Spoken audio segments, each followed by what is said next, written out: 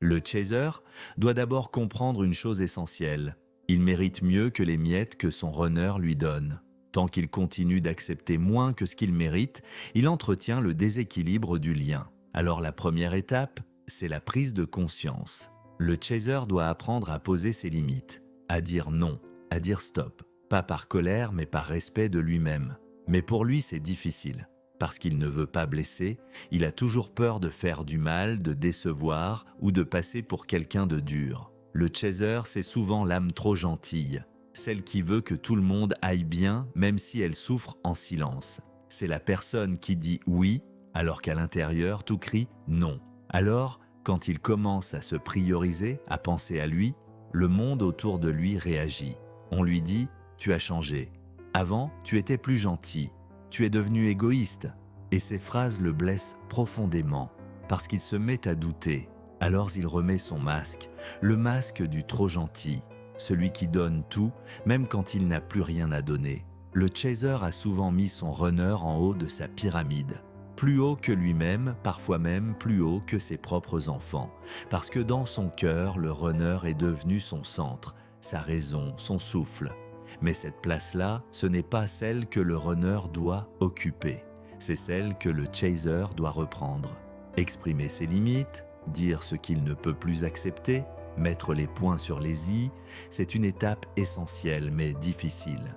Surtout pour un chaser yin, qui a tendance à s'effacer, à se taire, à se fondre dans la douceur pour ne pas faire de vagues.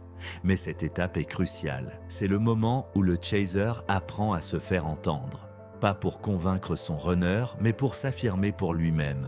Et puis vient le silence. Le chaser doit couper le contact. Totalement. Pas pour punir, pas pour manipuler, mais pour guérir.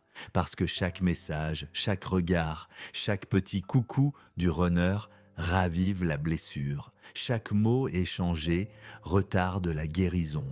Le silence radio, ce n'est pas un jeu, c'est un remède. C'est le moment où le chaser apprend à vivre sans le lien, à respirer par lui-même.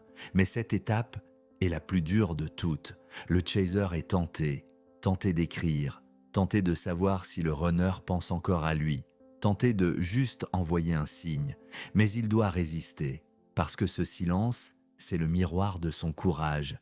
C'est dans ce vide qu'il va se retrouver. Le chaser doit maintenant se prioriser, se remettre en haut de sa pyramide, devenir indépendant, autonome émotionnellement et libre intérieurement. Ne plus souffrir du manque mais apprendre à se nourrir de lui-même, faire ce qu'il aime, retrouver ses passions, reprendre soin de son corps, de son esprit, de son énergie. Le chaser doit apprendre à se voir comme il est vraiment, un être complet, plein de valeur, d'amour et de lumière. Parce que la vérité, c'est que le chaser n'a jamais été moins que son runner. Il l'a juste oublié. Quand il se choisira enfin, quand il se mettra à sa juste place, quand il arrêtera d'attendre que le runner vienne combler son vide, alors le lien changera de fréquence.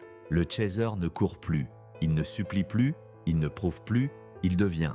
Et c'est à ce moment-là seulement que le runner, à son tour, commencera à guérir.